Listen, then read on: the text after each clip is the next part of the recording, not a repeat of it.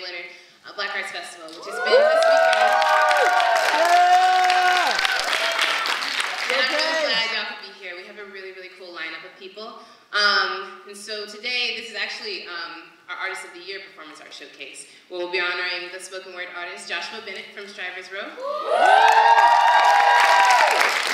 But to start us off, we have some really cool local performers. So first up, we have Daniella Watson. Daniella is from Albany, New York. She goes to the College of St. Rose in Albany. She's part of the Nitty Gritty Slam team, who's gone to the National Poetry Competition. She also has led workshops and done a lot of different performances across the New York area. And she attributes everything to God. So, introducing Daniella Watson.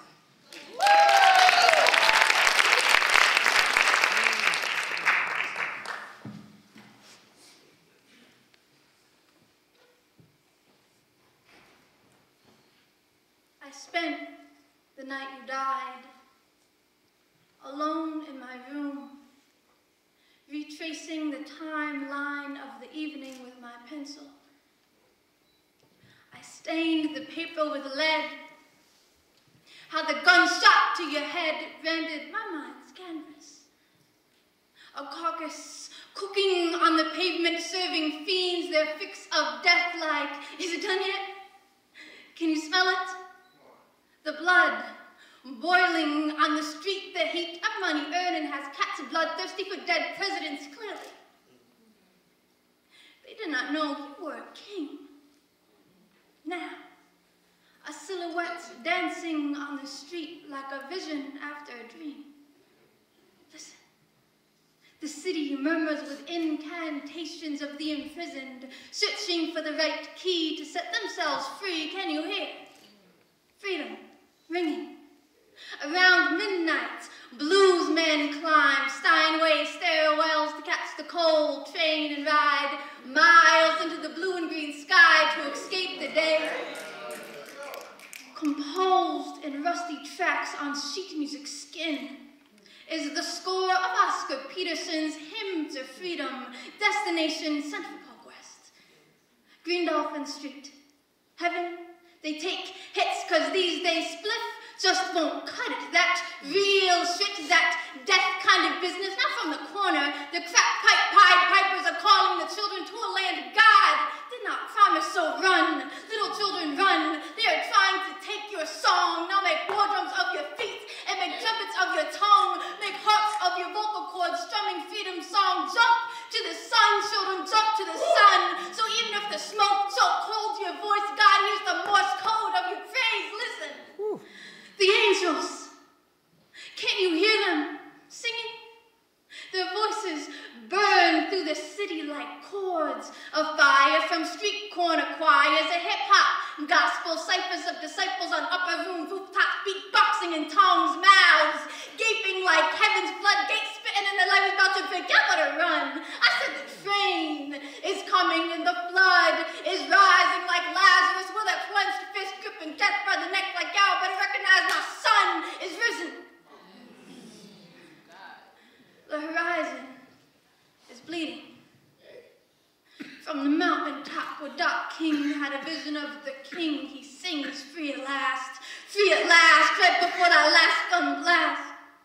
The same bullet that pierced the flesh of the night and left that boy's head leaking heaven's light. Our king, crowned with a halo, his spirit sings free at last, with the blood-stained pavement reveals graffiti visions of dreams deferred. With hues like Langston was Harlem shaking straight cans, painting visions of the promised land on the Mount Vernon streets. His dying dreams sing free at last, thank God Almighty, we are free at last. Thank you.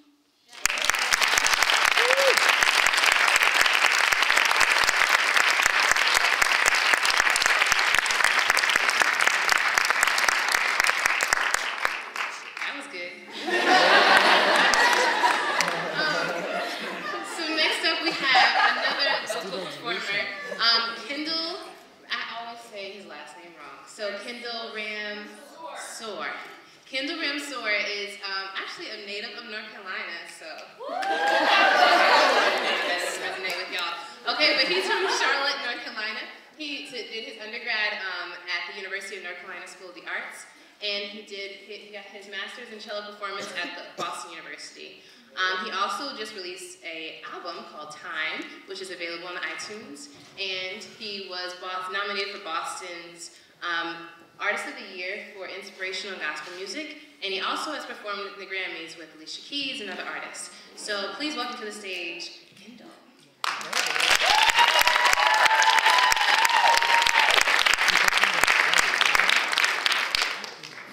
Y'all better go ahead.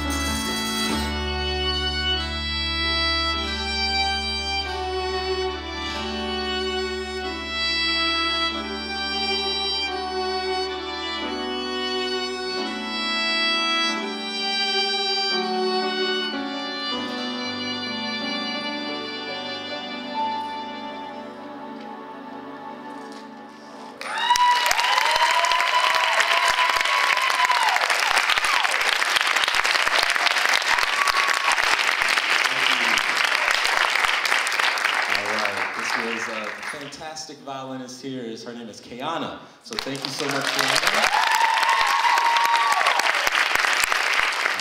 Thank you all so much for being here. This next song that we're going to do is titled Try Again. Some of you all might know it. Myself and Cordero Rodriguez wrote it. And I want to teach you all the chorus, all right? Because we're going to need some help. So this is how it goes.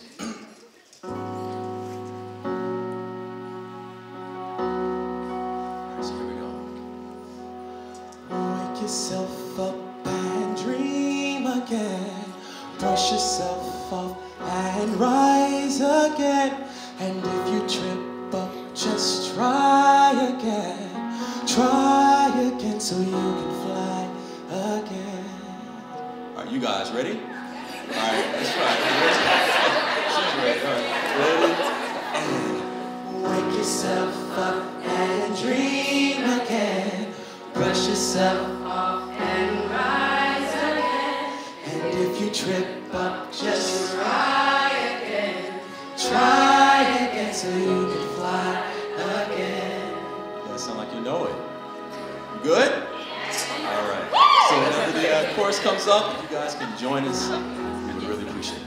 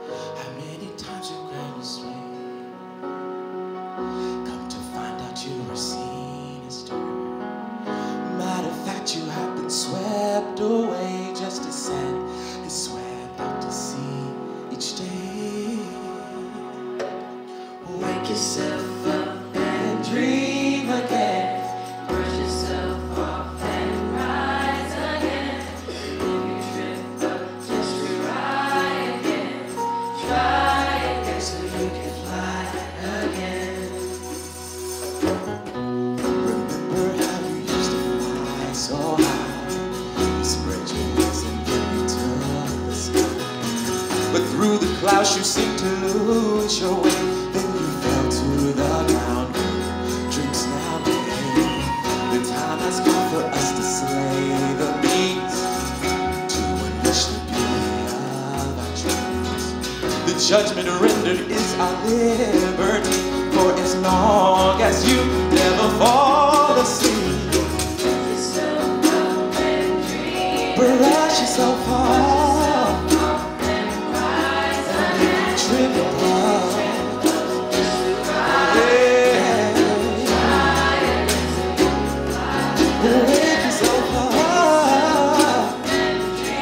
Brush yourself off.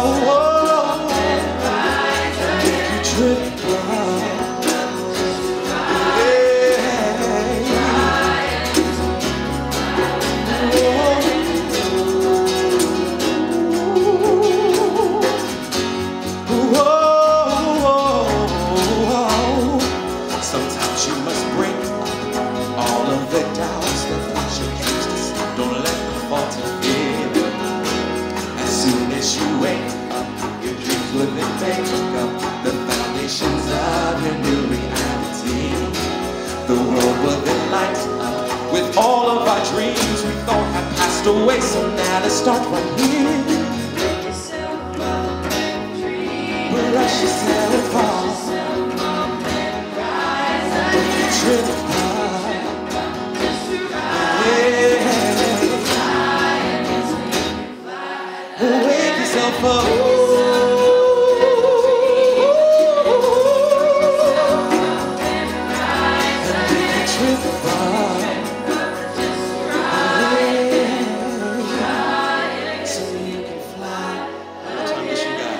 Wake yourself up.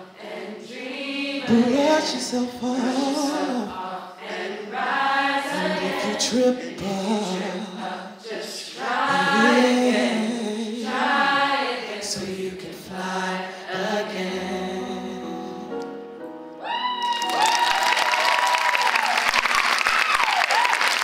Thank you all so much.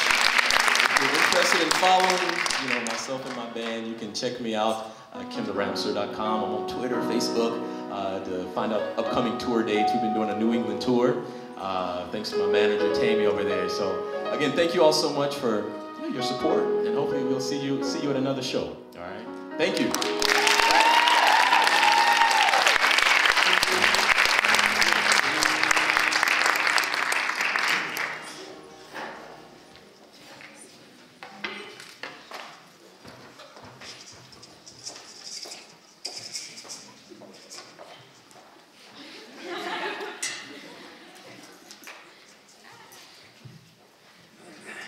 Okay, hey everyone, again. So we can give another round of applause to Kendall. That was really cool.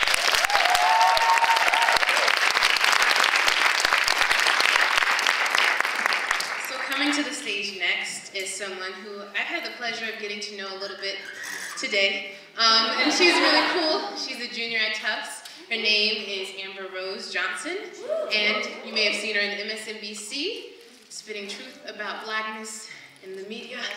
And hopefully you'll get some more of that tonight, but not hopefully, you will. And so she's coming to the stage next, and Amber Rose is a American Studies major and African American Studies major. Yes, and she also is an educator and really involved with her community. So give it up for Amber Rose Johnson.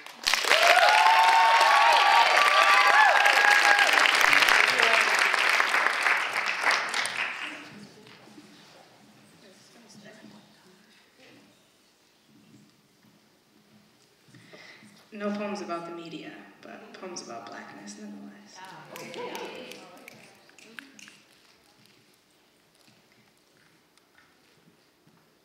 When a black woman breaks, it sounds like a honey jar, falling from kitchen cabinet to cocoa cement floor.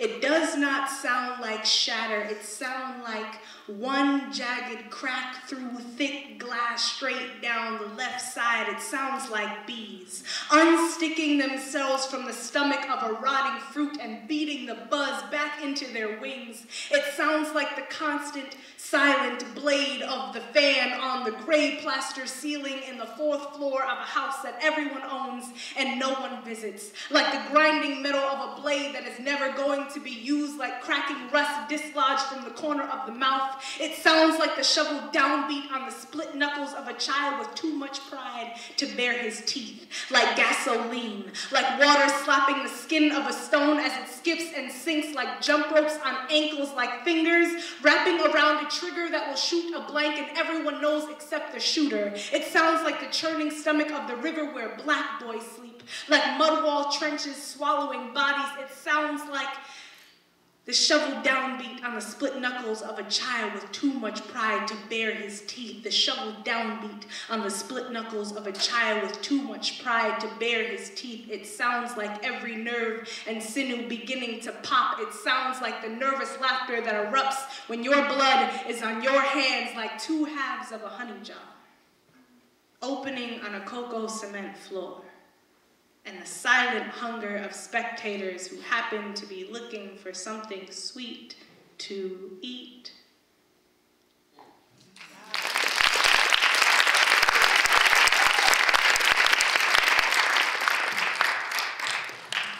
I'm going to do one more spoken word poem, and then we're going to do a recitation after the break, if that's cool. In 1763, Phyllis Wheatley became the first woman and the first African American to be published in the United States of America. Edict 2. Any slave caught speaking his native tongue shall be severely punished. When offended, removal of the tongue is recommended. The offending organ, once cut out, should be hung on high in a central place for all to see and tremble.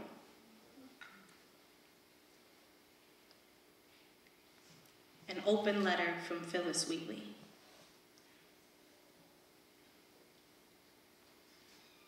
When your skin is soot, it is illegal to have your mother tongue.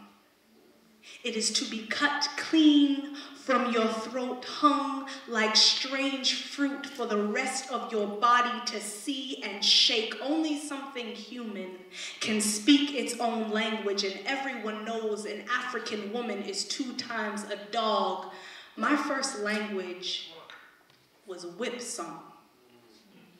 When you are tar, skin, grease, smut, you learn to speak the whip's tongue. Learn the switch flick of white wrist, the sister stutter of midnight steps, the growl of his lust, the shriek lodged in the corner of your mistress' mouth. You learn to swallow your thoughts like they were the shit you laid in on that boat. They named me Phyllis after the slave ship. Like it was my mother. Like she held me 9 months in her hull, birthed me black, age 7 on the auction block. My first word was thrown overboard in the blood waters of the triangle trade and swallowed by the Atlantic, so I'm still gargling like the stomach of the ocean. Excuse my lack of the language. When you are tar, skin, grease, smut, you learn to speak the whip's tongue. It is illegal to have your mother tongue. English is the white man's tongue. Pink and fleshed, all choked, and my cheek taught me to praise a blue-eyed God, but never knew how to speak my own existence. Don't say that you published my story. You cannot print in black and white the fleshy ballad of skin split to master's whip. Couldn't write down how they broke the inside thing. There is no language for this. There is no language for the inside thing. When your skin is soot, you learn to speak the whip's tongue. Don't say that you published my stories. Just because I learned your language doesn't mean I ever learned how to speak.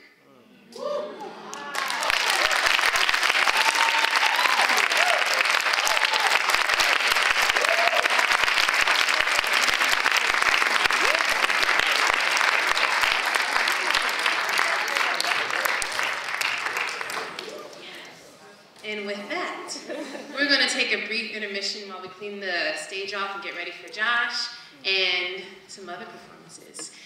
So just hang around. We also have some merchandise in the back, some Black Arts Festival merchandise, maybe 1 or 2 ITM Harbor shirts if you haven't got one yet. Actually, we don't have those, never mind. Sorry about that. But we'll see you in a couple of minutes. Yippee.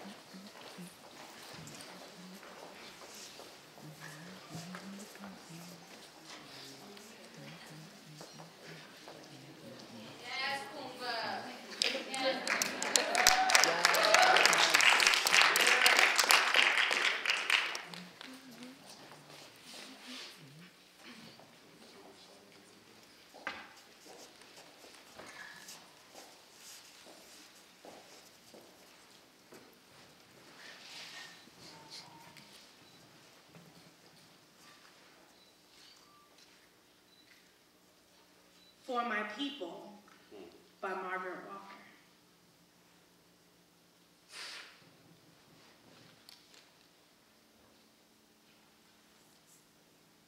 For my people everywhere, singing their slave songs repeatedly, their dirges and their ditties and their blues and jubilee, praying their prayers nightly to an unknown God, bending their knees humbly to an unseen power. For my people lending their strength to the years, to the gone years and the now years and the maybe years, washing, ironing, cooking, scrubbing, sewing, mending, hoeing, plowing, digging, planting, pruning, patching, dragging along, never gaining, never reaping, never knowing, and never understanding. For my playmates, in the clay and dust and sand of Alabama backyards, playing, baptizing and preaching, and doctor and jail, and soldier and school, and mama and cooking, and playhouse and concert and store and hair, and Miss Chumby and company. For the cramped, bewildered years we went to school to learn to know the reasons why, and the answers to, and the people who, and the places where, and the days when. In memory of the bitter hours when we discovered we were Black and poor and small and different, and nobody cared. And nobody wondered, and nobody understood. For the boys and girls who grew in spite of these things, to be man and woman, to laugh and dance and sing and play and drink their wine and religion and success, to marry their playmates and bear children, and then die of consumption and anemia and lynching. For my people thronging 47th Street in Chicago, and Lenox Avenue in New York, and Rampart Street in New Orleans. Lost, disinherited, dispossessed, and happy people. Filling the cabarets and taverns in other people's pockets and needing bread and shoes and milk and land and money and something all our own. For my people walking blindly spreading joy, losing time being lazy, sleeping when hungry, shouting when burdened, drinking when homeless,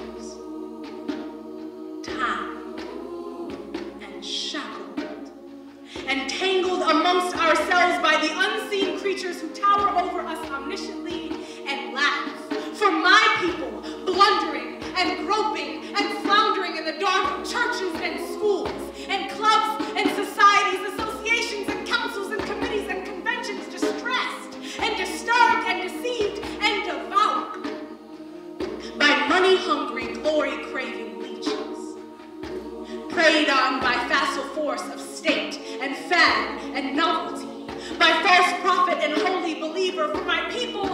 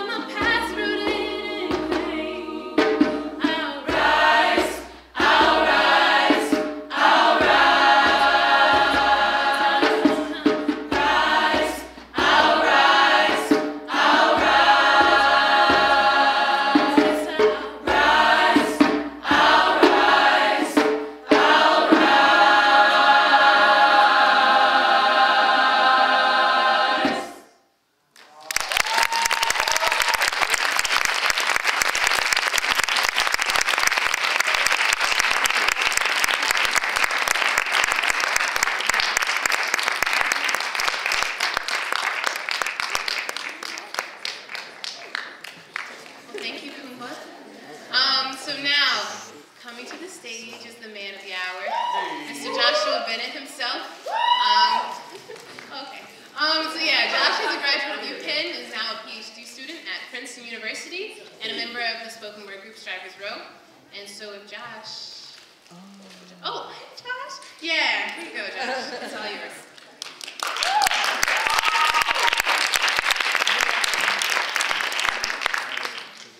Actually, y'all, can we give it up one more time for Paige? Yeah, Paige! The Paige! Yeah!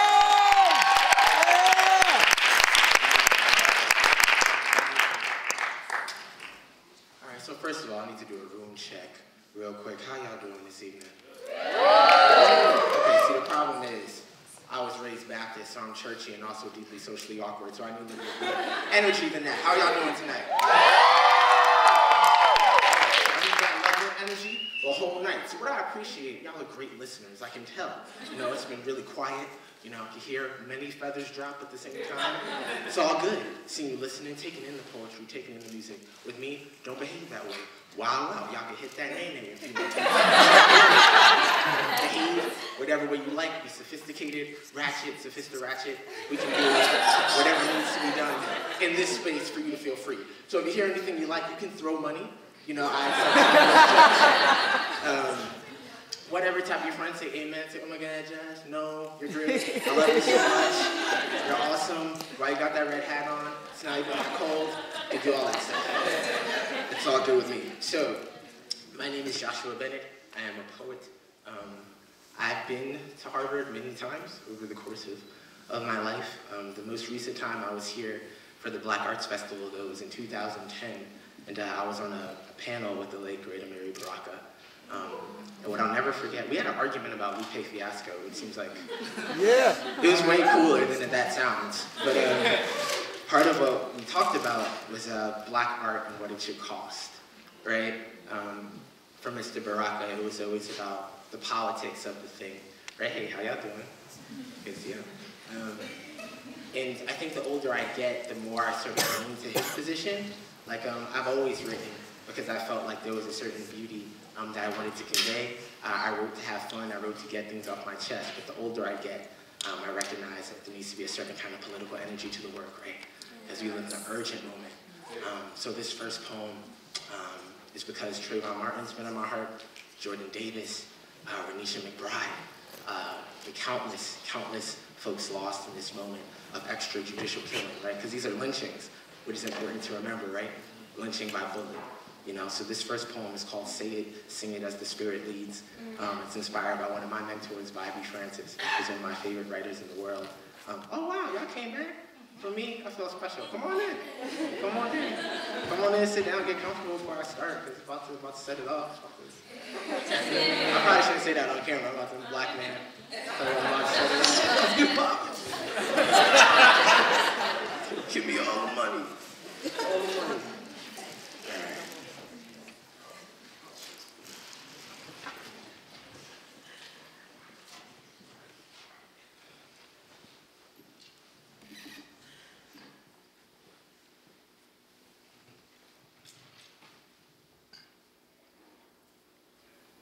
Come celebrate with me that every day something has tried to kill me and failed. Lucille Clifton. We are not always broken. Even when we are stained glass staccato.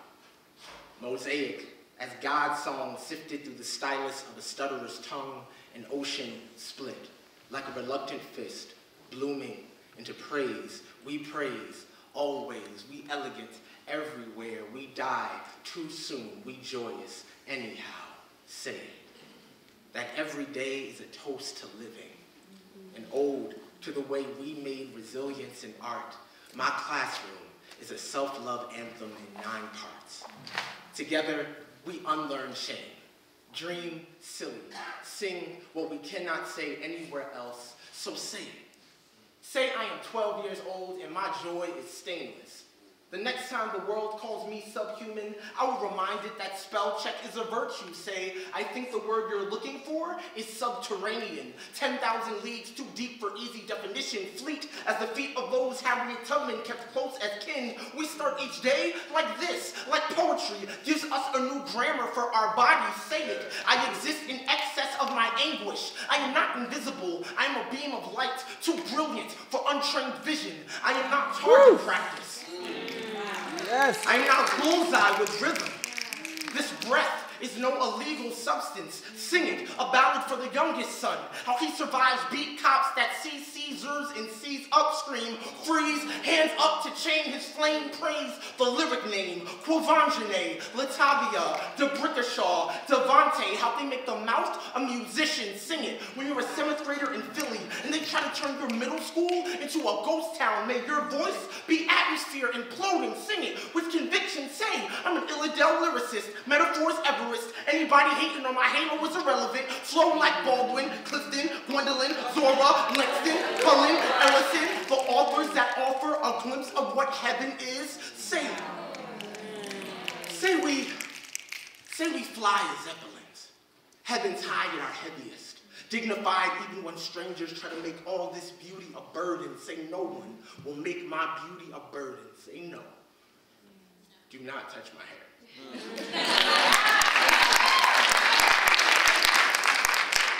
Say, for real, the next time you try, we will have a problem. Say this skin is no black hole. It is a holy blackness that I cannot shake. Say, Harlem shake. Say, the appropriation train stops here. Say, Lindy Hop and hip hop are half sisters. That's why they got the exact same last name. Say, this is the last time you call me out of my name. The last time you call me anything other than what I claimed for myself when I woke up this morning. Say no one will call out our mourning. We will honor the dead, praise what they left behind. No one can make us afraid of being alive. My people stay liver than live. They always have. Say always have. Say always will.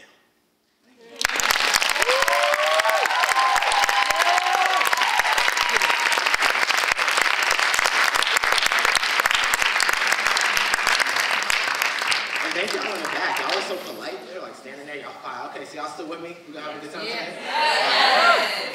I'm glad y'all have the, ooh, there's a carpet. Y'all trying to set me up. Y'all been a world star. That would have been bad. Okay, so, word. So, I write not as much as I should, but often I have ideas that stick with me. So, how many people here have taken a science class at some point in your life? Okay, so the collective fury that just came forth is that's how I felt, right? So, as a senior, I went to UPenn undergrad. I was an English and Africana Studies major, right? Which is not the stereotype. Oh, shout out, okay, homies in the building. Diaspora, you already know all day, every day. So, I was a double major in English and Africana Studies, and so apparently, you know, unbeknownst to me, there was these core requirements. I'm a senior, I'm like, I'm about to flex, I'm out, baby, peace. You know, and apparently I took a science class. I was like, oh no. And, you know, poet that I am, you know, I figured, you know, what science would, you know, best mesh with my skill set that I developed during my undergraduate career. And I thought, you know, oceanography, that'll be great. We'll have some oceanic metaphor. You know, Jonah, Melville, those are my guys. You know, we'll ride right in there and knock it out. Now, believe it or not, there is not a ton of Melville in oceanography class at the undergraduate level. And it was just a ton of, like, multiplication, which is cool. I was just not excited about that. So, but what did stick with me was one day my professor said that a blue whale had a heart the size of a car, right? And on the one level, that's not that illustrative of an image, like we were talking about a Humvee, a Prius, very different, different species of car, you know? That's your model, you gotta, you know, go better than that. But that stuck with me for a while, and so when I was in England one night, I was up at about 1 in the morning, and I was thinking, what if I was an old man writing a love letter to my wife using the extended metaphor of a blue whale's heart, because that's what poets think about at 1 o'clock in the morning. This next poem came to me. So this poem is called Belaying Out Terror. And, okay, just for you, right?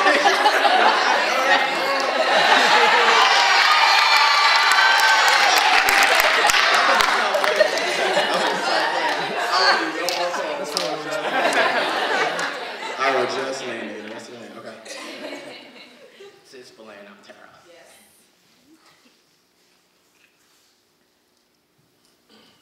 When we are old, hair, the color of tombstones, bones that sound like wet windshield wipers whenever we slow dance through the living room, I imagine that I will look you in the eye, as if there is something small and precious imprisoned there, and say to you, darling, did you know that a blue whale has a heart the size of a car?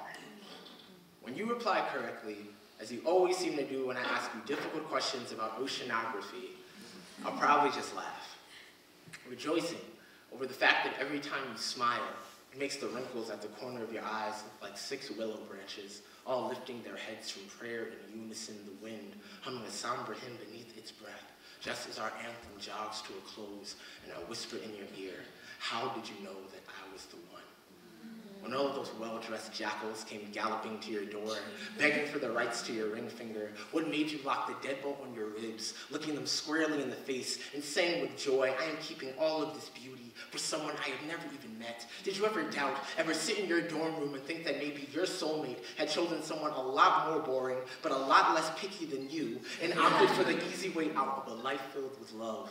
When I was 22 years old, beard freshly grown, an ocean away from my family with the kind of pain that drives men to do selfish, barely forgivable things. I dreamt of you nightly, hunted for your smile in every audience that I broke for, hoping that I could literally steal a glance, download it onto my retinas and replay the moment our eyes first played freeze tag, and neither one of us wanted to stop being it, so we just kept on touching, hoping that Father Time would give us a hall pass and allow us to orbit one another forever. And speaking of orbits, did you know that there are more stars in the sky than grains of sand on the the entire planet, and I would give you either one if you merely asked. Peel the night from the sky skin like the rind of an orange, or ask God if I could borrow the breeze for just a moment and pull the shoreline of every beach into a giant hourglass made just for us, and say this is how long I will adore the things about you that no one else even notices. Like your laugh, now it sounds like a mix of Jimi Hendrix at Woodstock and two rainstorms singing perfectly in tune. Those orthopedic shoes, and how they always match your cardigans perfectly.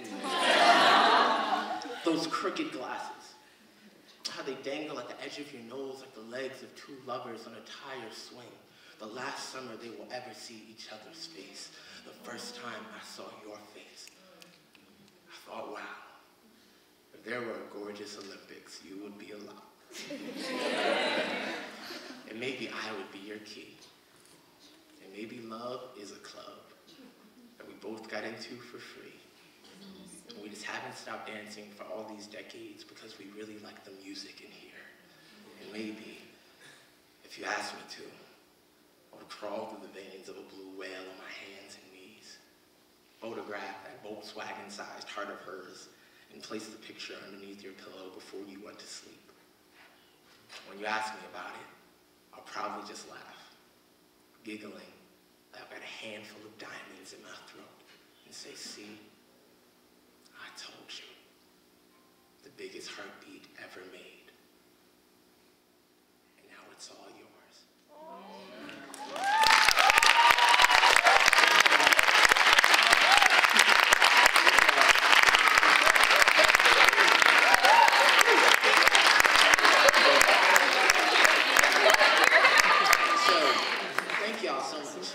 There's going to be a bunch of love poems tonight in different registers, you know. Whenever I do that last poem, well, not every time, a lot of the times, I think about Thomas Jefferson and his book, Notes on the State of Virginia. So I'm a grad student, so I might occasionally go into grad student notes. Y'all just got to deal with it. Oh, that's cool. Swag. Okay, cool. So Thomas Jefferson in Notes on the State of Virginia has this whole section, right, on black men, who to him are not men, really, right? But on black men, where he talks about how love is impossible for black men, right? And don't we so often still hear that rhetoric, right? That like black men are not fully human, that love is like the full province of the human, right? That it's the grandest affect, right? That it's the feeling that makes us alive. And so whenever I perform a love poem, it's always a political act for me. Whenever I do workshops, especially workshops that have black and Latino boys present, I always want us to be thinking about what love can make of us, right? How we get all these like really bad lessons about what it means to be a man, and how it always has to be negotiated through violence, right? That if we're not hitting somebody or making fun of somebody, then we're not like fully in our bodies as men, right? That we're doing something wrong, that softness and gentleness and care, that's the province of girls and women, and we definitely don't want to be that, right? So what I'm always trying to get them to think through is how we can have like masculine expressions that aren't linked to domination, right? As my advisor, Imani Perry, would say, right? That she's cool with a very wide range of gender expression. There are ways to be men that have nothing to do with patriarchy, right? As Bell Hooks would remind us, right? That there are such healthy ways to be in the world and be ourselves, man, and to love each other. That's the last thing. So many young boys, we grow up and we lose this loving language for one another, right? That when we're young, it's, oh, I love, you know, Andrew Robb. That's my best friend. I love him. You know, my nephew Miles, he just uses love so much, right? Like, I was telling somebody I met in the library today, a couple months ago, he just blew my mind. We were on the iPad, right? I think we were playing Temple Run 2 or something, right? And it was my turn, or it was his turn. That's what it was. It was his turn. I'm almost done. I'm gonna get to another poem in a second. But it was his turn. He was like, you know, Uncle Josh, you can have another turn because I love you, right? Now that's just really cute, right? On one level, that's really cute. But part of what blew me away is that love can like mess up our rules, which I thought was really cool. That like, because I love you, you know what, the rules don't matter right now. You know, that sports, whatever, like we learn all these laws and how we're supposed to comport our bodies, how we're supposed to dress, how we're supposed to sound. You know, because I love you, Uncle Josh, I'll be whatever kind of boy I want to be, right? Because of you, Uncle Josh, and my love for you, what the world says doesn't matter. You know, my teachers can be racist, police can say I'm not a human being, but I love you, Uncle Josh, and the world doesn't matter, you know, when we're together. And I love my nephew dearly. and I fear for him often, but more often than not now, he makes me so deeply hopeful about the world we can all inhabit when we dare to imagine. So this next poem, see, y'all got me worked up early. So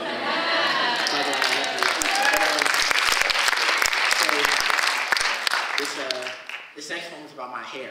Woo, word, okay. So yeah, I'm so glad Amber helped bring Margaret Walker into this space. You know what I mean? Because Margaret Walker is one of my favorite writers, and so is Lucille Clifton, who inspired this next poem. Because I'm gonna stop talking about black dudes so much in a second, but it's been in my mind, you know, masculinity and whatnot. I didn't know what my hair looked like for the first 24 years of my life, right? Last summer, you know, my partner's in the audience here, what's up, Eve? And with her encouragement, I was like, yeah, you know what? I'm about to grow this Sean out and see how I look, right? Now, for those of y'all who have been on any kind of hair journey, it's different, right? Because there are periods you just don't look fly, right? You know what I mean? Like, in the age of Instagram and Facebook, your homie like clicks on, whoa, what's that? Don't do that, you know? Don't do that. Don't put that out in the world. Like, it's critically important that I be fly at all times, you know? But my hair and like growing it out has taught me like patience and courage in different ways, right? And also just how a certain kind of intimacy with my body that I didn't have before. Before, every 2 weeks, I cut the joint off so I could be in a party, you know what I'm saying, doing a mace dance and looking cool. And growing out my hair, I think in many ways has changed my relationships to both the men and the women in my life. That like secretly some of my boys be like, yo, like what you put in your hair, yo?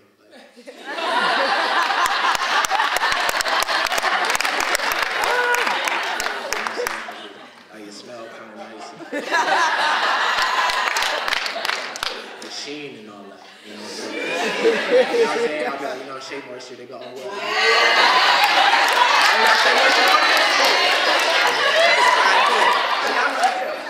So this next poem is, sorry, that's really dope. That boosts mine. So this next poem is about my hair, about my journey with my hair. And my quest to love it the way it deserves to be loved. Right, so this is that. This is Ode to the High Top Fade. After Lucille. You stand like a black box theater in a one-pony town where no one likes theater except for the one pony who loves August Wilson, especially the way August Wilson describes love and inheritance and regret. I do not regret your genesis. I was simply unprepared for the side effects. How you announce my entrance for everyone on the A train. How they fictionalize my vertical leap, my spades telepathy, my court vision in overtime. You get what I'm getting at here. You're rocking the boat, my man. You grow out of this body in small black fists, like a shadow arguing for a body. You make my body unfamiliar. Mom and Dad loved you at first, but now you are simply 3 weeks past acceptable. An inch too long for phase or interview or the gravity of hard bristle and shea butter you refuse to obey. You refuse to obey.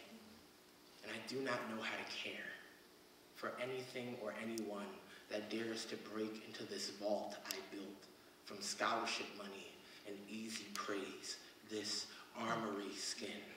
Teach me. Teach me to raise the flesh they flayed. My silhouette's gorgeous speed.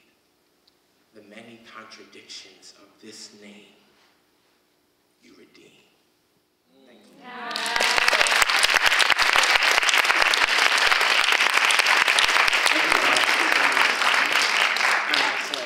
I got a couple more, then I'm gonna get out of your way so we can all rest, go home, have milkshakes, do whatever. I had a milkshake before I came. It was very delicious. It made me happy in a special milkshake kind of way. Swag. Okay. And we can also talk after if y'all want to. Yeah, it's like definitely. Oh, nice. That was so That would be so special. I'm like an awkward dude, yo. And I have been since I was very little. So I was telling someone earlier, it's so cool to me that like people show up to hear my poems. I know that sounds not true? Like, how is that possible? I've been touring since I was 20 years old. You know, since I was a junior at Penn, I've been like traveling, and my first gig was in a dining hall. You know, like legit. Like, I signed a contract to perform for 45 minutes in front of a Dunkin' Donuts while people were like eating chicken fingers and like not listening. You know, so it's not. I don't take it for granted. You know that y'all are here. Many places you could be. And I mean that in a real way. That it means a lot to not just be heard, but be engaged. Right? My best friend Devin, he's black. He's real smooth. He's way taller than me too. I like him a lot. Anyway, but when we were younger and I first started performing, Devin would always be like, "Man, I ain't mad." Like, it would just bother him that he would feel like people wouldn't really listen. That they would just see like a black dude doing many movements and speaking quickly on stage. You know, oh, that's like magic or whatever. I know it means a lot to him as my best friend to see like crowds like this where folks really feel you. You know, so thank y'all for that. I got a couple more poems and sit down.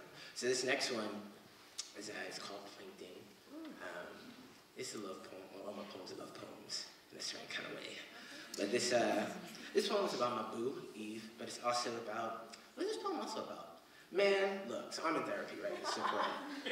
And part of why I'm in therapy, I think, is how I'll know if the therapy's working, if I can explain it, right? Is because I've spent a lot of my life using this to become a person worth liking, right? That when I was very young, I was not just bullied a lot, because I don't like the national conversation around bullying sometimes, because I feel like it can become a way to like incarcerate like young people of color. So I'm not with that. But I feel like I really came up just feeling very uncomfortable about myself and felt like if I had certain things, like if I had different clothes, or if I could rap, or I had poems. Because all my friends, Baldwin says this, right? That black boys figure out very young you need a gimmick, right? Like, you gotta be able to sing, you gotta be fresh, you gotta be cute, you gotta have waves. Like, waves were the thing when I was young, right?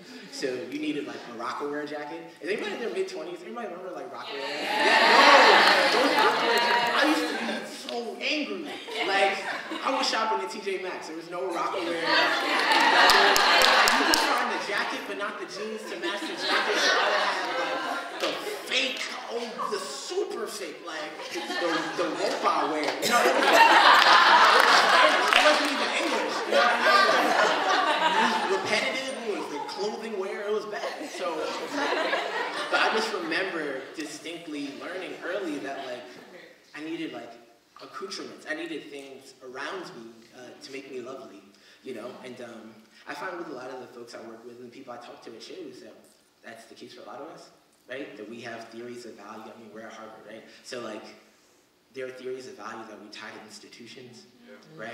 That I'm smart because I go to Harvard, I'm valuable because I go to Harvard, right? I go to Princeton, I'm valuable because I go to Princeton, I'm invaluable because I'm pretty, right? People tell me I'm pretty, so I guess now I have value, right? I'm good at basketball. I have so many friends that are beautiful athletes, and to me it's the beauty of the game that makes them lovely, right? But it's like the fact of the thing itself, right? That gives them worth.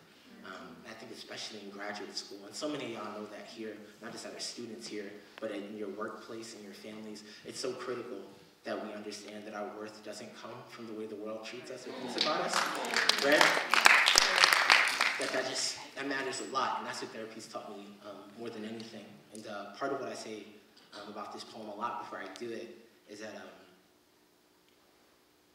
I spent my whole life trying to be Spider-Man, and part of what's cool about Eve is I think she likes Peter Parker, which is really dope. And I think in all of our love relationships that are meaningful, a lot of them are with people that are like, that will see us when we're crusty and like not fly, and love us anyway.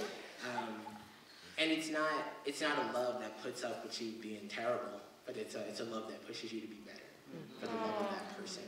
And in my relationship with her, and also the relationship she's helping me cultivate with my family and with myself, I'm learning to forgive myself more, to be fully present and not be afraid to feel things. So anyway, this is that poem.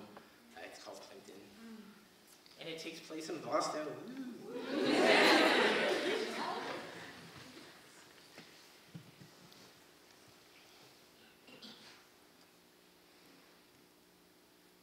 During the 4.5-hour bus ride to your crimson apartment, I I try and fail for the 5th time to write a love poem about us that sticks.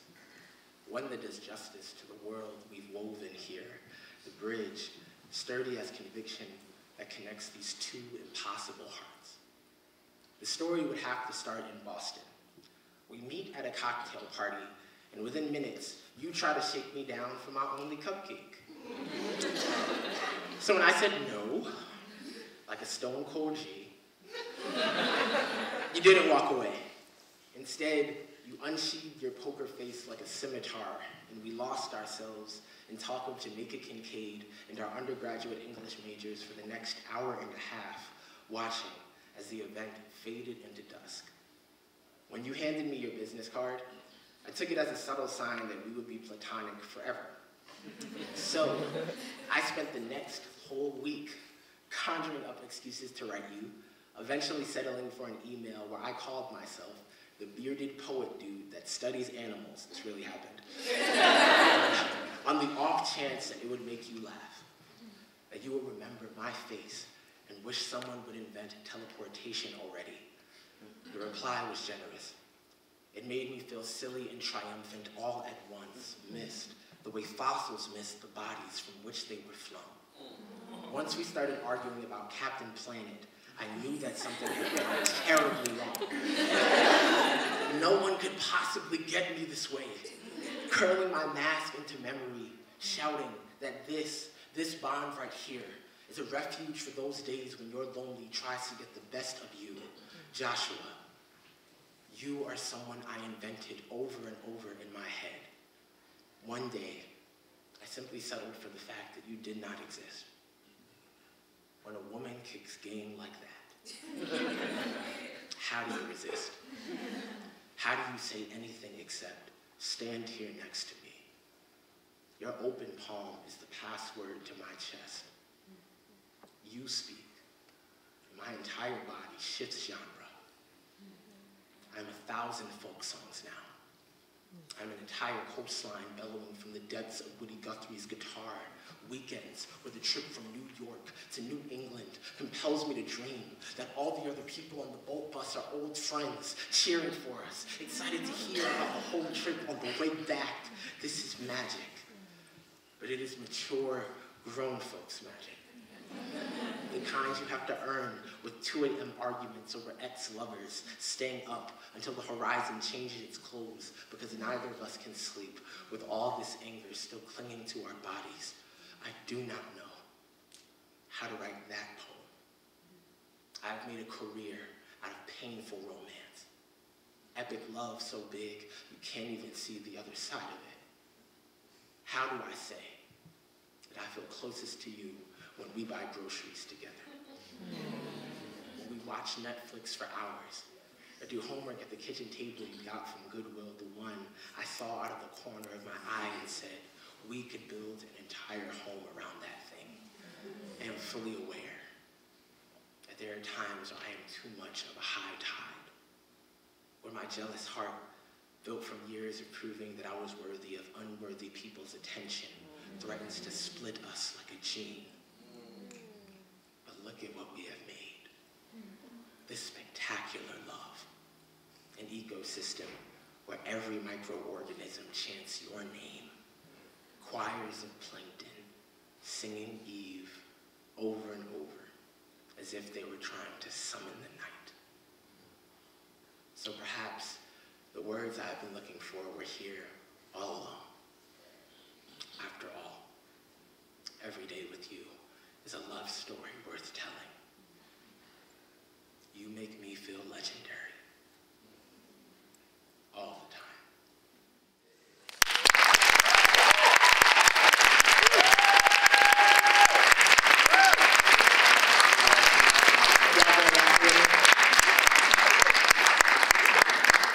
Y'all still want me to say yeah, yeah? Yeah. Y'all still want me to say yeah, yeah? Yeah. Cool. That's fine. All right. Word. I feel like Darius Love Hall. Anyone in there ever seen Love Jones? Yeah. I'm so old. The generational divide. Y'all gotta watch Love Jones, man. So Love Jones, the best man in love and basketball for me, paid out of market. the black movie trifecta, you know what I'm saying?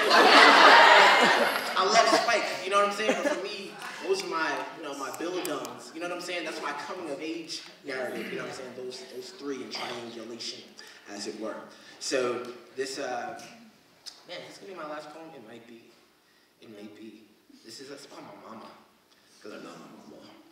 She is great. She's a little strange. We're very similar. My mom is super powerful. I don't know why. When I think about, I've never said this or done this anywhere. When I think about my mom, I think about this. It's like the image that comes to my head. She's just like hella tough, man. Like the toughest person I know. She just does not play, And like, my mom has been through so much, and I think on a regular basis, she pushes me just by being alive and like here, And my mom has always just been of the mind, like, boy, you better go, you better work hard, right? Be unbeatable, be undeniable, And she let me believe that, which is funny. Like, mom was raised in like a tenement with like 11 people in it, right? Like sleeping, like roaches crawling over her, And she never like lords that story over us as like an impetus to work hard or whatever, but she just like, nah, like go in, son, And I never forget when I told her I wanted to be a poet, she was very angry. I don't come from an artsy household at all, like not even a little bit, None of this is from my mom. She'll say different. No disrespect, love my mom. The poetry that's not. She was like, I sent you to private school for what? You do what? Poems. No. Like a lot of my friends are like West Indian, Nigerian, Ghanaian. We talk about our parents. This is no. Like it's not no. Like just no. Not. Don't do that. You should do something else. That's not that. Anything else, But I'll never forget. She came with me to the White House when I got to perform for Barack, like I guess like 5 years ago. And this is how South Bronx my mom is, right? So Michelle Obama was like 5 feet away with like Secret Service there, right? It's on camera, whatever. So Secret Service is there. My mom like reaches around Secret Service and like taps Michelle Obama. She's like, what do you think about my son? Killed it, right?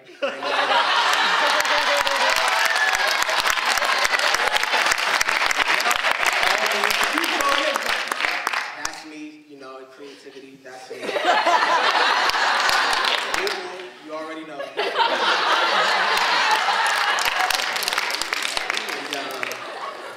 And, I love that about her, because that, I don't know. But we go at it, that same, whatever that is, that pushes you to be like stiff arm in Secret Service, she gave me some of that, But we go at it.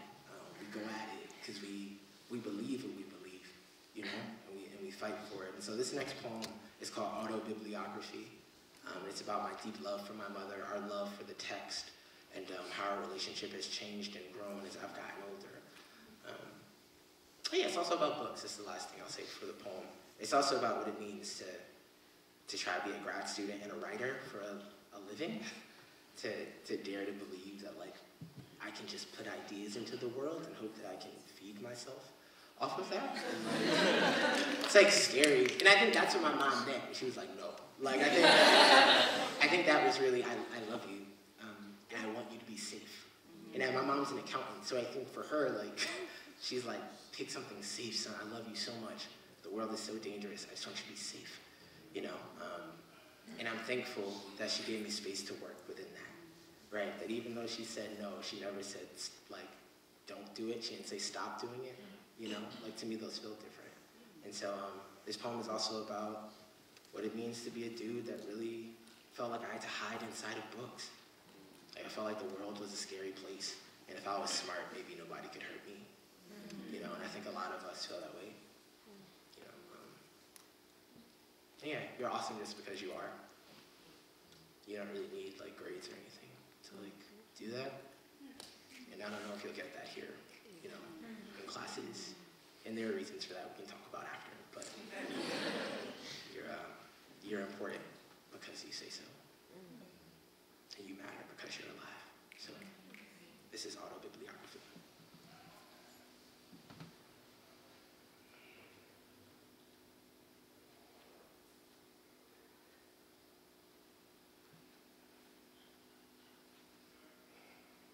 have 4 bookshelves. One of them is not a bookshelf. One of them is a dinner table heavy with fiction. Every time I sit for supper, the covers Morse code me the same message, flashing like the skyline of a wounded city. You are smart, you are smart, you are safe for now. My mother always used to say, an idle mind is the devil's library, or something like that.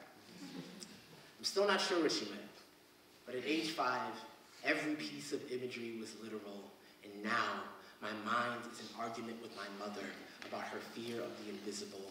My mind is biblical canon. My mind is a canon. Every book is another boom in the chamber. Every chamber is a chamber orchestra. Every orchestra is a chamber in the planet's heart. And sometimes my heart is just an electric blue fist buzzing in the bones of a boy with a flair for fear and nowhere but a notebook to give it to. I used to trust my fists as much as my blues. Now I just box with old regret whenever the rent is due. I trust no one, except for the first 2 friends I ever had, and you, my love, you who cared even for the skirmish I had become, called the scimitar out of me, said, the trauma is not a theme park too often. I can only take refuge in my ugliest parts. I dream dreams that I don't understand. Some where I am every animal on Noah's Ark, mourning the family I have lost. And others, I am the rain itself. Violence after violence, no grace for the wicked. I am in many ways merciless. I practice selective forgiveness, prefer characters I can control to people that can hurt me without warning or reason, turn people into poems that are sometimes better than the way I actually treat them. It grows tiresome, trying to write a life in a grammar made to erase you. I was born out of breath. Spent kindergarten through 8th grade running, from bus to home to books where no one fled, where heroes fought with sword, spell, or prayer, figured this must be where kids like me learn to live. In legend, the safety net of ancient days. So whenever my mother asks if I'm okay, I always start off with, I'm fine. I'm fine. In those moments, I'm the undisputed heavyweight champion of sufficiently beautiful lies. Makes it easier to blur the line between stage and staging a life I like better than the one I fell into before grad school or a single YouTube clip. See, I remember what my life was like before all of this. I was bad at sports, and my friends were fickle as the color of blood. I don't know what love is. I'm still learning how not to mess up all the really important parts of it. I spend so much time in my own head, arguing with my mother about the shape of God, until I am Isaiah, face set like flint and dripping with sparks, until the sky slips on pitch dark, and it is just me and the infinite blackness staring back, daring my doubts to hold this body, keep this unwieldy flesh in working order, and I am Jonah, trapped in the belly of a giant fish, nothing but his anger for company, refusing to deliver a message he cannot comprehend. I am no messenger. I am not your hands.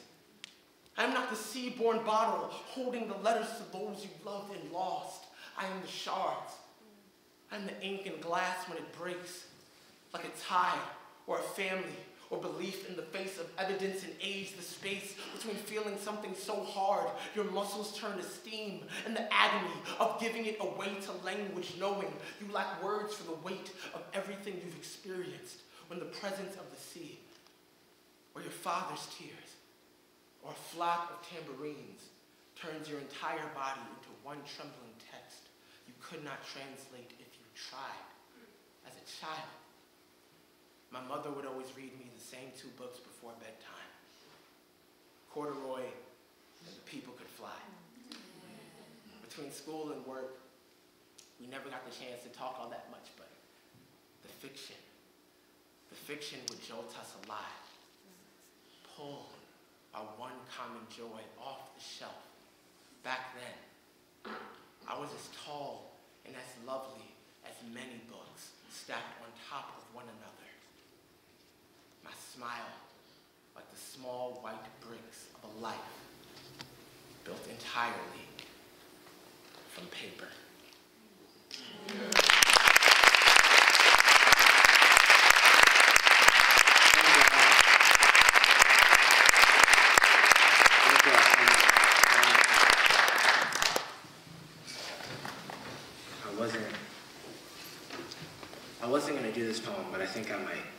that cool if I do it? All right. It's weird that I'm about to do this. All right, whatever. All right, so this poem's about my little brother, Levi. He's awesome, one of my favorite people in the world. And yeah, he's brilliant and really fun and cool. Everything cool? Everything all right? Y'all about to cut the electricity? Oh, I'm about to, okay. I was like, shut it down. Yeah, I don't know, I've been thinking a lot about education and what kind of minds we celebrate, right? So I guess that's the last thing. Part of what's so beautiful to me about something like the Black Arts Festival is that it's an argument that Black art matters, and that it's valuable. And that's like really important historically, because the same dude, Thomas Jefferson, who was like, black men can't love, I'm thinking about Amber's poem about Phyllis Wheatley. He said blacks had no imagination, right? He said we were just mimics and we couldn't create. So this is about my little brother who loves good music. He's a fan of Miguel, loves chicken fingers, is mad tall. Anybody here have a younger sibling? You know when your younger sibling gets to the age where you play fight with them and it's not fun anymore? Yeah. My little brother's like that. He just be like, I don't want to wrestle no more. You're OD strong. I think it's the chicken fingers. It's not chicken. It's something else. There's something else in them that little kids be lifting tables and dunking, all kinds of stuff. This is for him, and then I'm gonna get out of here. Is that cool? All right. In 1851, a physician named Dr. Samuel Cartwright coined the term tripetomania, a disease characterized by the following symptoms. It creates within the Negro an uncontrollable desire to escape. It is a disease firmly bound to freedom. When I read about Dr. Cartwright, my mind set sail towards the face of my younger brother. 10 years ago, a neurologist cast the word autism like a giant fishing net over his brain. Took my entire family under the tide with it. The doctors never used the word gifts. Never thought to suggest that maybe Levi's words just aren't rusty anchors like the rest of ours. They're jellyfish. You think you can see right through them, but it's only because you're too fixated on the surface. They keep telling him, think like an assembly line. But his mind is more like a thunderstorm. The world's most elaborate circus. All trapeze and lion teeth, drumbeat and riotous laughter that could shake the moon out of its skin every sentence, a staccato hymn sung in the midst of a world that has forgotten how to value silence. When did the brain become an appliance? When did we start doing Dr. Cartwright's work for him? Turning our children into chattel, our schools into asylums where we medicate based on myth. This is not just about my younger brother. It is about our national obsession with normalcy. The wars we have waged in its name. This is for Christopher Baker, a 13-year-old boy from Lexington, Kentucky, whose teacher stuffed him in a duffel bag and just left him there for 20 minutes, a flailing albatross, desperate for sky for his mother, how she burst through the classroom doors and his name fell like a tiny revolution from her mouth, overturning the silence that had conquered the room. Levi. They will try to come for you too. They will tell you to lift and work and laugh on cue.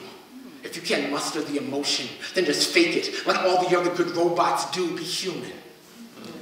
They'll tell you to be like me, to be a social butterfly with gender-normative wings, to smile big, smile pretty, be quarterback, point guard, catcall courageous, to be bicep, to be jackhammer spark, to call beautiful people ugly, to mean it with all of your heart. They will say your scribbles are just scribbles, Levi. Don't dare call them art. Don't dare be a mystery. There is no space for your kind of beautiful here, no room for Harriet Tubman, Nat Turner type visions, spinning shackles into vapor. They have seen what can happen when a mind goes unchained. They have built entire industries around keeping our modern day Michelangelo's in check. So how many children, how many masterfully written lives will be dashed into the ground before we can call this a war on creativity?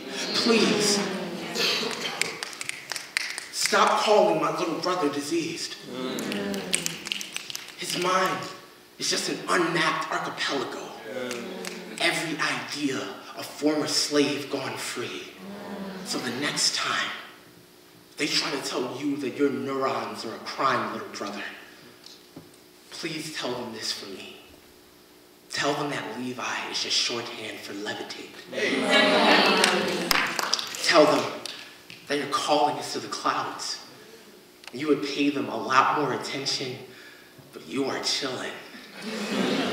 Having a conversation with God right now. And smile for them.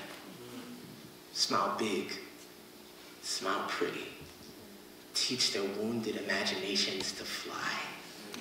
Because you were built that way. Genius with jellyfish for words. Divine, divine, divine.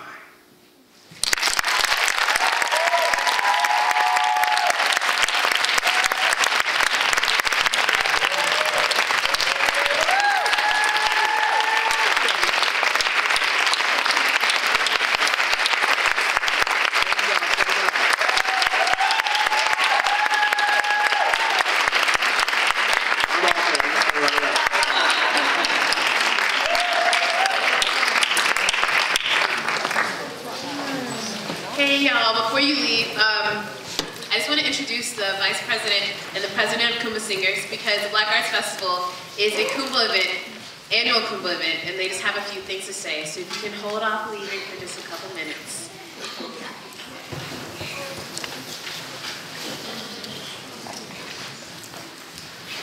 Yay!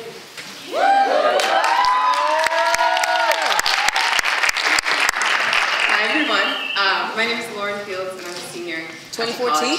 and I'm the president of Kuumba. And I am Matthew Williams. I am a senior in the college in Elliott House. I am the vice president of Kuumba. So I just want to give a little bit of background information about the choir.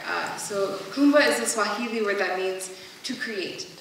And we take that to mean doing what we can with what we have to leave a space better than we found it. Kuumba was founded in 1970 by two black students who wanted to create a safe space on Harvard's campus and in the Cambridge and Boston area for students like themselves.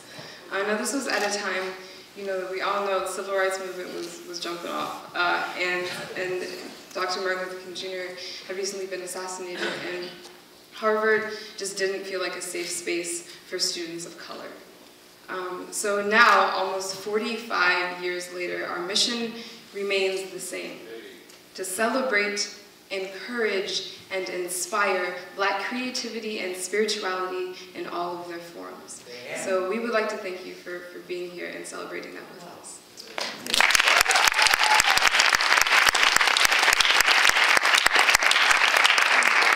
The Black Arts Festival was started in 1998 by then President Philip A. Goff as a way to celebrate Kuumba's history and also to celebrate the end of the 25-year career of our then director, Robert Winfrey.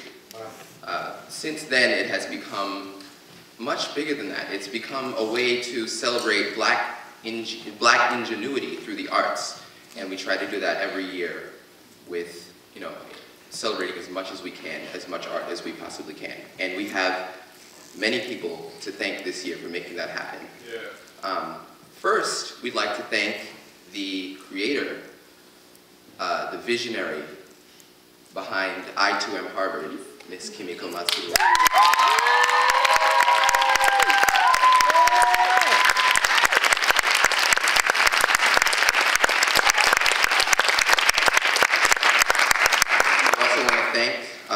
The organizer, the coordinator of Sing It Sister, Miss Nanya Aimo.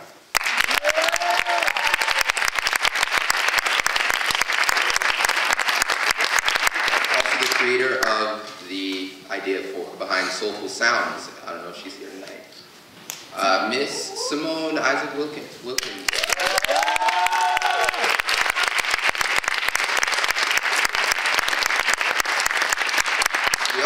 I don't know if they're here, Lydia Burns, Neymanu James, and Salon.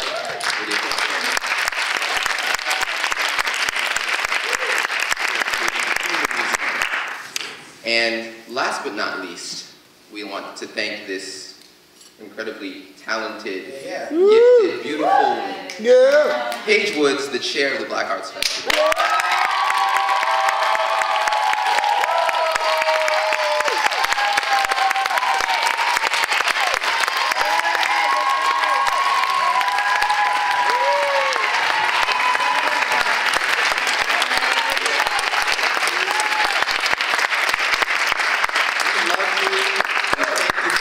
So much work, so much time, so much care. This was a true labor of love, and we are very, very grateful.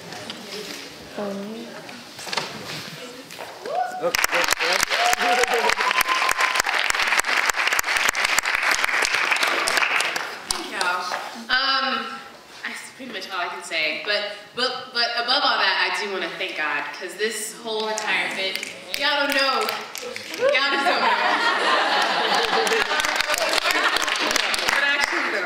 So thank God for that, and thank God for all the wonderful people who made the theme of this entire festival, which Jumping at the Sun, S-O-N, possible. Which means, and every event embodied that in some way, that we all have a purpose. We all have some meaning to our life. And it's important not to overlook that. Every aspect of this festival was made possible by somebody, and whether that was, oftentimes it wasn't me. So it's just everyone coming together to make something so much more beautiful than us as individuals. And I just pray that as we go from this festival, which happens once a year, that we won't leave that behind in this space. That Black art is important, that Black people are important, and Blackness is important. And to further that in any way we can. So thank God for all the people, thank God for Kuumba being the space it is, because we are a Black space, we've always been a Black space, and we will always be.